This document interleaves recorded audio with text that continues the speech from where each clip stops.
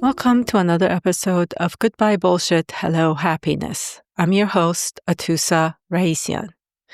During these shows, I provide guidance and tools for self-awareness, life experiences, and how to get in touch with yourself and your true nature, which is love, peace, and joy. If you have questions that you would like answered, please go to my website at atousaraissyan.com. Again, that's atousaraissyan.com. You can also find out about my other services on my website. The guidance provided on these shows are just meant to be used as guidance and not take the place of your medical professional guidance and advice. Thank you.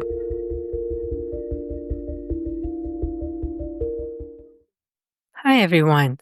Welcome to another episode. Today, I'd like to talk about fear.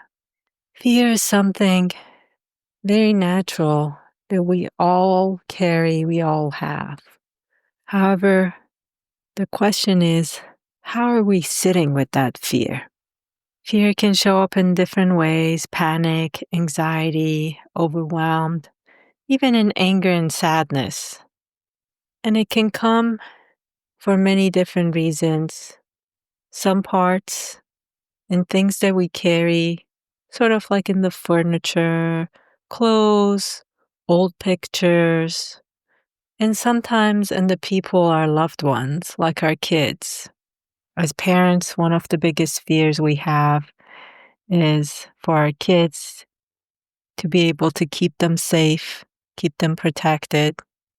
But no matter what, fear is fear. Let's start with something simple, like for the pictures, clothes, things in our home that we keep beyond their expiration point. In pictures, usually, we are afraid of losing our memories, our past, who we are, meaning those identities that had those experiences, sort of trying to hold on to them. Now, I'm not saying throw your pictures away. You can if you want to.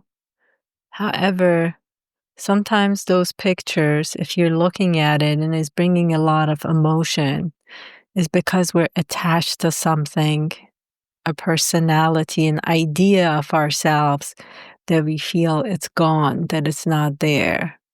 Ideas that we are alone. And it can come in our furnitures and clothes, meaning clothes, sometimes we keep it out of the body that we had, and we hope to gain it back. Maybe even in clothes that at some point we bought because we felt a certain way and we want to hold on to that. So these are just ideas for you to see where fear is showing up and how, what's under it, what are you attached to, what kind of desire or situation or personality or identity you're trying to hold on to. And that's the place to let go of those fears, to allow them to be there. It's okay, like I said, starting out, that it's natural to have the fear. However, holding on to it after the changes have happened, sort of it keeps that fear in place. And a lot of times, fear is also about control.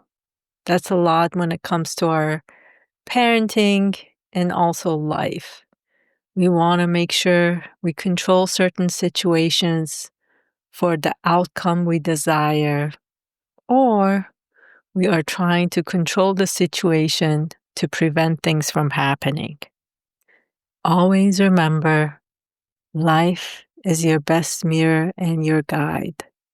Whatever is happening is not happening for you to try to fix anything, bypass anything, but rather see your fears, see the root of it, and sit with that fear. Hold space for that fear. Allow it to be there. Remind yourself, just like a cut or a wound that you might have, this fear can also be there.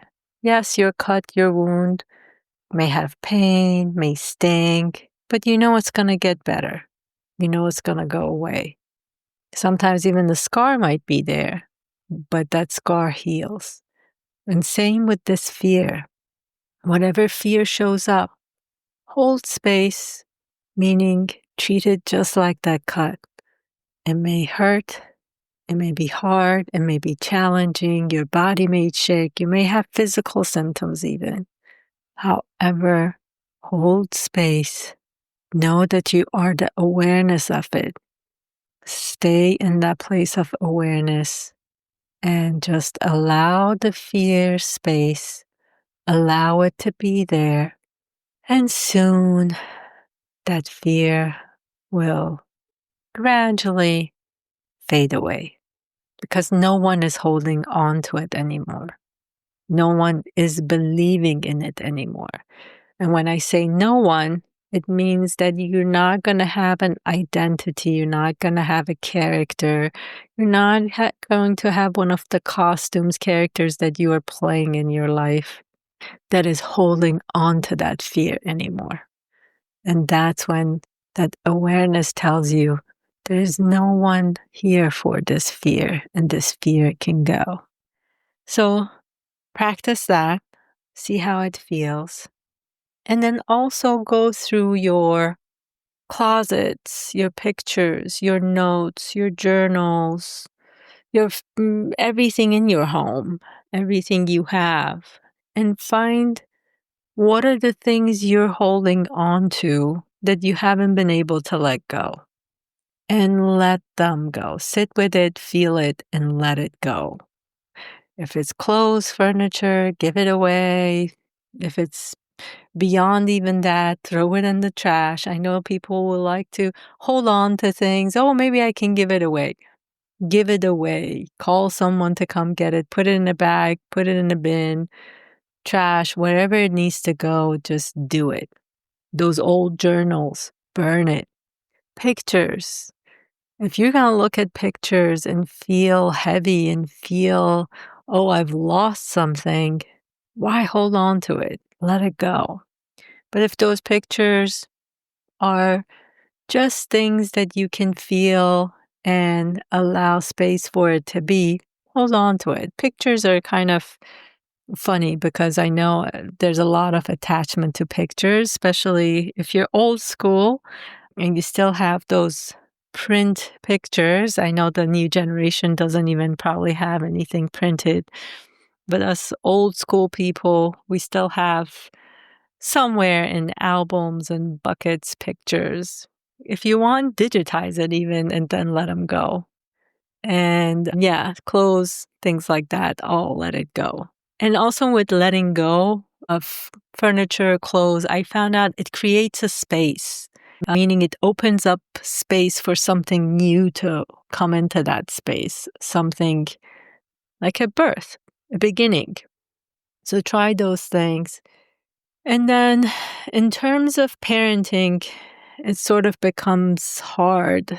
I know when the kids are younger, yes, it's our responsibility to make sure they're eating and they're fed, clothes, exercise, all those necessities, just like in the animals, when a bird or a horse gives birth, they take care of the chick, take care of the baby until it can be on its own, meaning for the bird, it can fly out of the nest, it can get food, it can consume the food, it doesn't need to be fed. And that's when they know, okay, you're ready to go.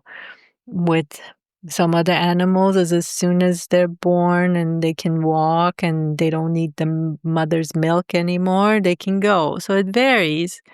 And I feel with us as humans, we grab a hold on to our kids much longer beyond what is necessary. And there's nothing wrong with that. You know your kid, you know when that time is. But at some point, those kids need to figure out who they are, not as a son or a daughter or whatever their age is, and then these things that may have happened to them. but also that so that they can discover themselves and be who they are meant to be here for, and just be present with themselves. And the more I feel, especially, the older teenagers, and when they're getting ready to go home, that's probably a good time to start giving their life back to them, letting the control be back in their corner.